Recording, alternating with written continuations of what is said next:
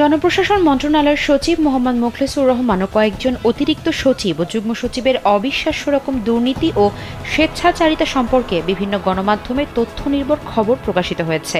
এরপর সিনিয়র সচিব মোহাম্মদ মোখলেসুর রহমান এবং বিতর্কিত দুই যুগ্ম সচিব ডক্টর জিয়াউদ্দিন আহমেদ ও আলী আজমের বিরুদ্ধে ব্যবস্থা নেওয়ার দাবি জানিয়েছে বৈষম্য বিরোধী কর্মচারী ঐক্য। বৃহস্পতিবার এক বিবৃতিতে এ দাবি জানায় তারা।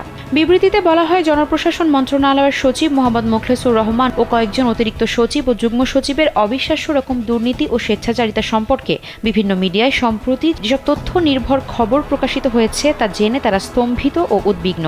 বিবৃতিতে আরও বলা হয়, তারা উপদেষ্টা আলী ইমাম মজুমদার বৈষম্য বিরোধী আন্দোলনের কয়েকজন সমন্বয়কারীর নাম ভাঙিয়ে জনপ্রশাসন মন্ত্রণালয়কে দুর্নীতির স্বর্গরাজ্যে পরিণত করেছে। স্যান্ডেলিনা সো, রূপচর্চায় আভিজাত্য।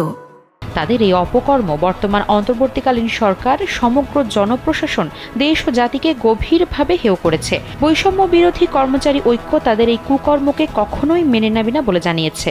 ওই বিবৃতিতে আগামী 24 ঘণ্টার মধ্যে জনপ্রশাসন মন্ত্রণালয়ের সচিব মোহাম্মদ মোখলেসুর রহমান ও দায়ী অতিরিক্ত সচিব ও যুগ্ম সচিবের চাকরি থেকে অপসারণ করে আইনের আওতায় আনার দাবি জানায় বৈষম্য বিরোধী কর্মচারী ঐক্য। অন্যথায় রোববার সকাল 9টায় জনপ্রশাসন মন্ত্রণালয়ে শান্তিপূর্ণ অবস্থান কর্মসূচি পালন করা হবে বলে জানানো হয়েছে।